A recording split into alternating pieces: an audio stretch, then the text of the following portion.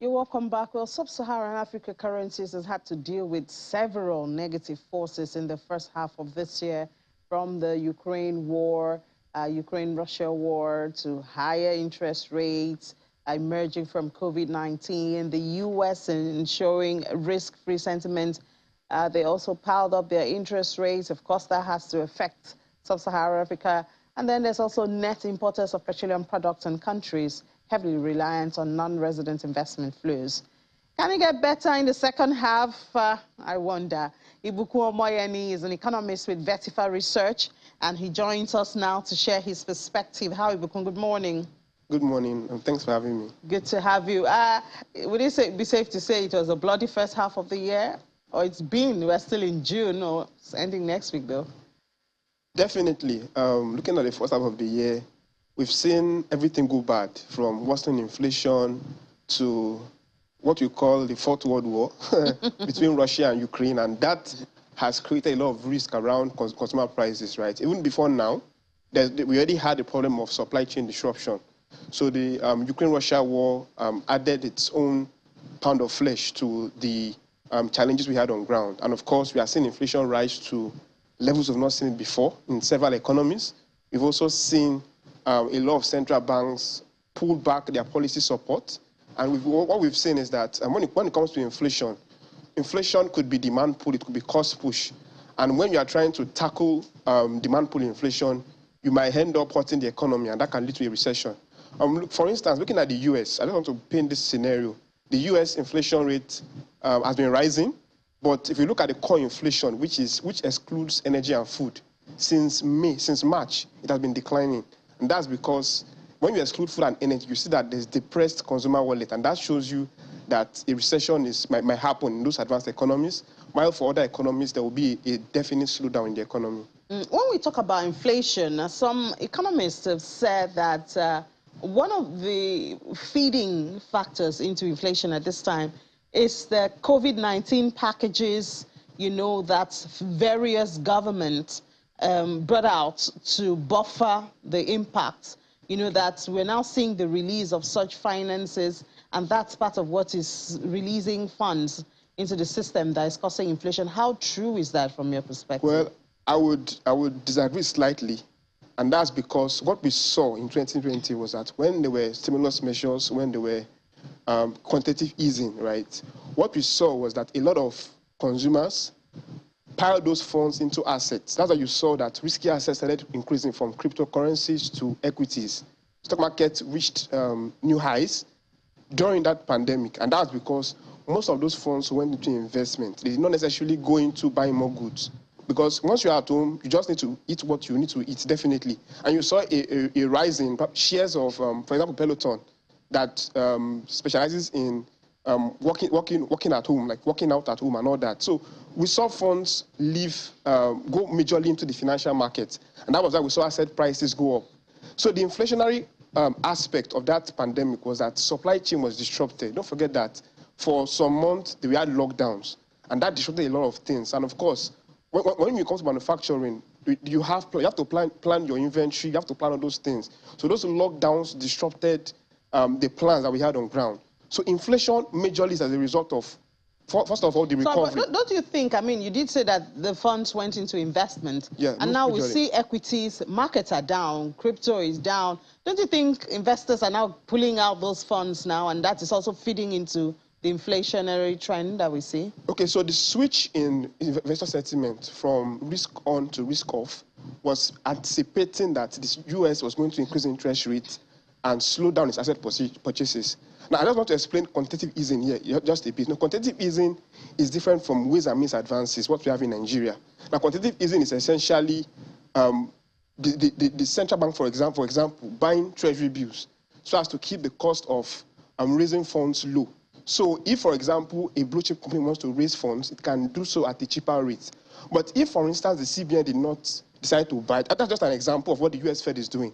If they decide not to buy those treasury bills, for example, the rate on instruments will go up, and that will make it more expensive to raise funds from the capital market. So what the US Fed did was to make it easy for companies to finance their activities despite the high-risk environment. But what we are seeing now is that because of the threats from inflation, and the Russia-Ukraine war, the central banks are trying to pull out, although they've not done so as it was. For example, now, when Paul Volcker in the 70s wanted to address inflation, increase interest rate to double digits, not to curtail inflation. But currently, what we are saying is that the U.S. Fed is being, I would say it's being careful so as not to strangulate growth. That's why you see that. Doesn't sound like they're being careful. They're being careful, sincerely. 25 bips, 50 bips, 75 bips.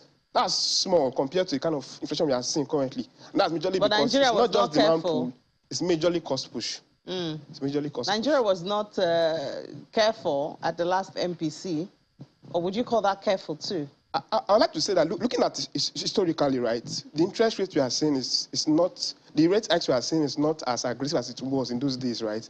For example, during Paul Volcker's time in the 70s, interest rate went into double digits, right? Now we are seeing 25 bips hike, 50 bips hike, 75 bips hike. That's mild if you look at everything. It's actually very mild. Even in Africa, we have seen African economies increase it by a more aggressive amount. And of course, that's also because the US understands that in this time and season, once the US sneezes, the whole world catches a cold. So you cannot severely increase interest rates, especially because the financial market is more intertwined and there are other risks that are attached to the global environment currently. All right, so looking at Nigeria's scenario now, the electoral activities started, but I believe they've not picked yet. After, all of the candidates and all that, then we expect major campaigning to start. How much of a disruption would you say political activities have brought to the economy or brought to the economy in the first half of the year? I think the major disruption the election brought to the year was FX demand. What we saw is that since around the primaries, we've seen the Naira shoot up in the parallel market, and that has been the major disruption, right? But things still remain the same because we are still seeing the CBN trying to ensure that the priority sectors get FX. We've seen a couple of policies from the CBN to try and ensure that those sectors that need to get FX get FX. But again, for the parallel market, you are seeing an increase in demand, and that's actually the major shock from the elections into the economy. But looking at the broader economy, we still see room for growth, and that's because it's very unlikely for the Naira to depreciate by a very large amount. Of course, there will be slight depreciations, but it won't be as large as it was in 2016, when we saw the Naira move from 199 to 360. We don't see that kind of risk happening now. If oil production improves, although we've seen some instances of crude theft that has kept oil production below where it's meant to be. But once that risk is taken care of, you can easily ramp up production. And our estimate in-house at Vertiva is that when oil production rises to about 1.7 million barrels per day, we could see the CBN supply the market with more FX, and we could see rates appreciate in the parallel market. But that might not take place now because we are still seeing some bit of pressure on that FX side. And of course, that's how we see it for now. Okay, so we do hope that we will see that increase in our oil production because, I think the last OPEC monthly report showed that we lost 195,000 barrels a day, and then our production has gone down to just over 1 million, which is supposed to be 1.7. That's the quota that has been given to us. Well, looking at away from oil now, the agriculture sector, and then the issue of border closing. In this first half also, the border that has been closed, closed for a couple of years, was reopened. Did we feel any difference in that? Okay, interestingly, in our report, we actually have a chart that shows the map of Nigeria and states where those borders were opened.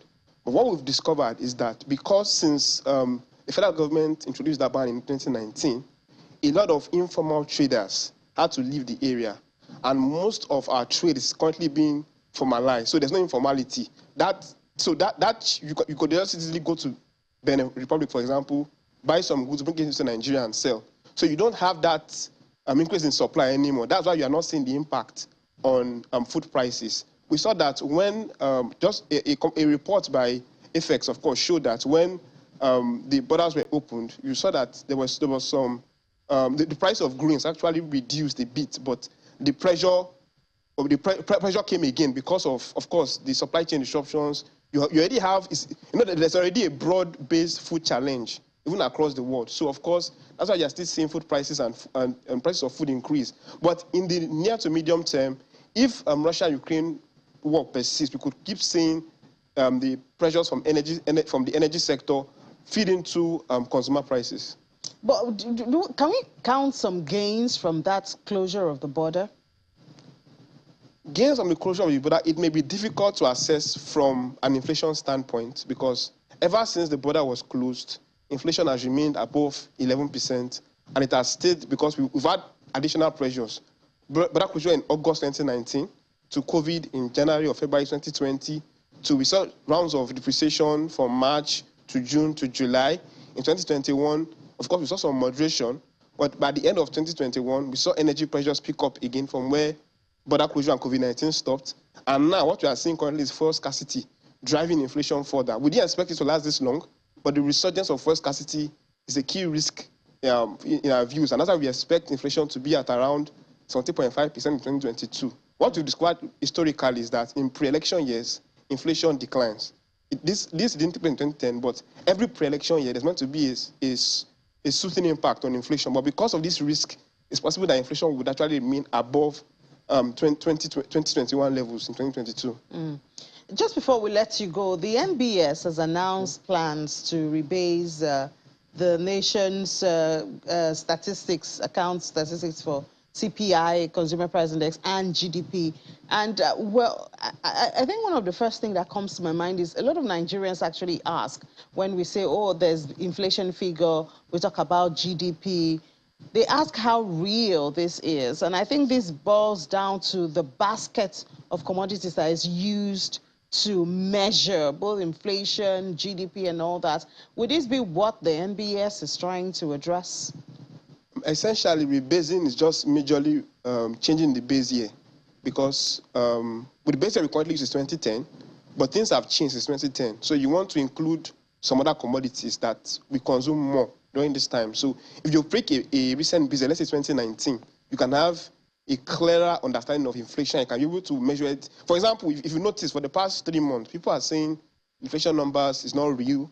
But those numbers are real because the base year that is being used is what makes it look as if it's not so real. But by the time you rebase, you tend to see a sharper increase. For example, in Ghana, the inflation is almost around 20%. It's not as high as it is in Nigeria. So once you rebase, you tend to have more reflective numbers. That would help you to calculate your adjusted returns.